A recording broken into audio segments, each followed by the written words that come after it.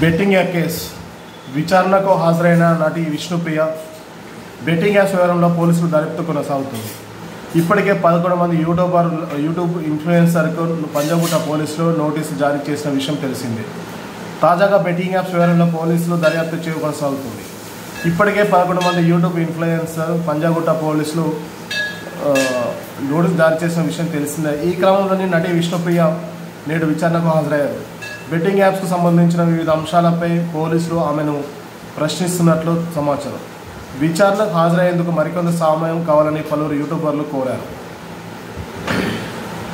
So betting apps విచారణకు ఇవాళ విష్ణుప్రియ హాజరైనట్టు తెలుస్తుంది. ఈమెకు 3 రోజుల క్రిందమే నోటీస్ జారీ చేయగా ఆమెకు 2 రోజులు 3 రోజులు గడువు కావాలని కోరారు.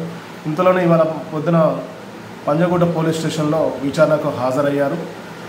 సో విచారణ తర్వాత ఈమె నుంచి చాలా కీలకమైన అంశాలను విచారణలో వెల్లడి కానుంది.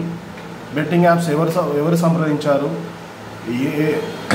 ఏ యాప్ ద్వారా సంప్రదించారు, ఎంత అమౌంట్ ఇచ్చారు, ఆ అమౌంట్ ట్రాన్సాక్షన్ ఏ దేశంలో జరిగింది, హవాలా రూపంలో జరిగిందా, ఆన్లైన్లో జరిగిందా అనేసి కీలకమైన విషయాలు ఈమె ద్వారా రాబట్టున్నారు. అంతేకాకుండా ఈమెకు ప్రమోట్ చేయమని అడిగిన ఇంకా వేరే ఎవరైనా యూట్యూబర్స్ ఉన్నారా, మీరు ఎవరెవరు బిగ్ బాస్ గ్రూప్లో ఉన్నారు కదా, ఎవరెవరు ఈ బెట్టింగ్ యాప్స్ చేశారు, ఈ 11 మంది కాకుండా ఇంకా ఎవరైనా ఉన్నారా అని ఈమెను లోతుగా విచారించే అవకాశం ఉంది.